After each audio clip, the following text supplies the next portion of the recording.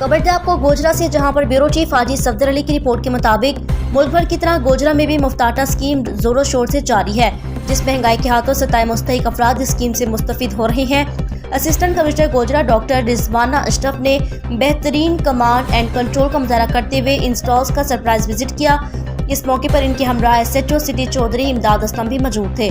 मुल्क भर की तरह गोजरा में भी हुकूमत पंजाब की तरफ से दिए जाने वाले फ्री आटा पॉइंट्स पर आवाम का रश लग गया।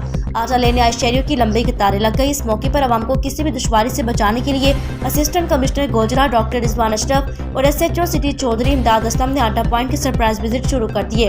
वहां पर मौजूद खवातीन हजरात से पूछकर इनके मसाइल हल करवाए। आटा लेने आए अफराद डॉक्टर रिजवाना अशरफ और एसएचओ इमदाद असलम की अवाम दोस्त रवैया पर खुशी का इजहार किया। वज़ीर आज़म की हिदायत पर एक वक्त में 2 मुफ्त थैले दिए जाने का अमल को सराहा।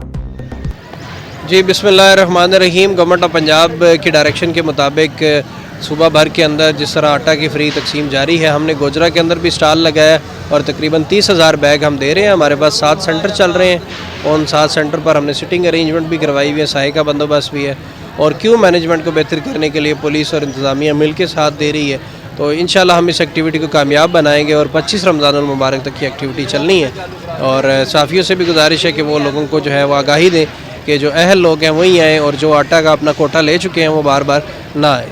शुक्रिया। कुछ लोग अहल हैं, उनके आईडी कार्ड पे अहलियत आ जाती है, लेकिन जब इधर आते हैं वो उनका शनाख्ती कार्ड स्कैन नहीं होता। इस हवाले से आप क्या कहते हैं? जी, इसके लिए शुरू में टेक्निकल इशू रहा है, लेकिन अभी हमने इसके लिए बनाया है, सुपर यूज़र बन गया हर सेंटर पर। वो जिसका आईडी कार्ड स्कैन नहीं होता उसकी मैनुअल एंट्री हो जाती है और ये इशू रिजॉल्व हो चुका है।